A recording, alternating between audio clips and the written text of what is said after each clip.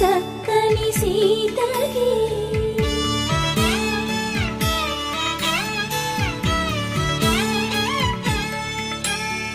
పుడతవి పునరేలు విడిచిన పుడమియల్లోడు రాముడే